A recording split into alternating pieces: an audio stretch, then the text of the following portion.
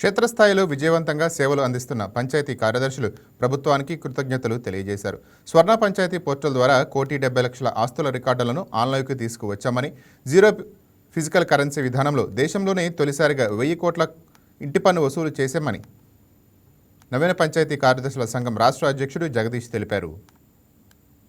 ఈరోజు విజయవాడ వేదికగా zone 2 grade 5 panchayat కార్యదర్శుల సమావేశాన్ని నిర్వహించడానికి ప్రధాన కారణం గత 20 మాసాలుగా ఏదైతే ప్రభుత్వం వారు మరి ముఖ్యంగా పంచాయతీరాజ్ శాఖ మాత్యులు అదేవిధంగా గౌరవ ఉప ముఖ్యమంత్రి గారు ఆయన దిశానిర్దేశంలో గౌరవ ఉన్నతాధికారుల యొక్క నిరంతర పర్యవేక్షణలో తీసుకొచ్చినటువంటి అనేక సంస్కరణల్ని క్షేత్రస్థాయిలో మా భుజాల మీద పంచాయతీ కార్యదర్శుల భుజాల మీద మోస్తూ ఎన్ని కష్టాలు వచ్చినా ఎన్ని ఒడిదుడుకులు వచ్చినా ఈరోజు ముందుండి నడిపించి పంచాయతీరాజ్ వ్యవస్థకి ఒక మంచి పేరు తీసుకొచ్చిన సదుద్దేశంతో ప్రభుత్వానికి ఒక కృతజ్ఞతగా సభను నిర్వహించి ఆ కృతజ్ఞత సభ ద్వారా కొంత మేము పడుతున్నటువంటి కష్టాలని అదేవిధంగా ఆ కష్టాలకి తగ్గ విధంగా ప్రభుత్వం మాకు ఏదైతే మంచి చేసిందో ఆ మంచిని 10 మందికి చెప్పాలనే ఉద్దేశంతో ఈరోజు ఈ పాత్రికేయ సమావేశం నిర్వహించడం అయింది.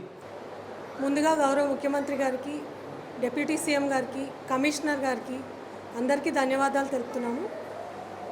కొత్తగా రీకేటగరైజేషన్ అనేది జరిగింది.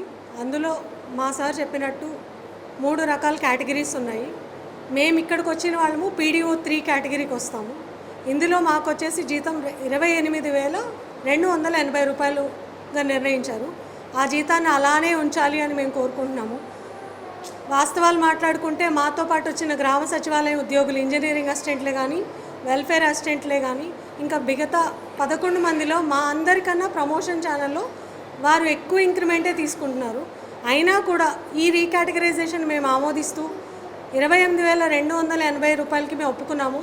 ఎందుకంటే గవర్నమెంట్ ఉద్యోగం అనేది పబ్లిక్ సర్వెంట్ అంటే ప్రజలు సేవ చేసేది. మేము ఇక్కడ జీతాల గురించి ఏం పెద్దగా ఆలోచించట్లేదు.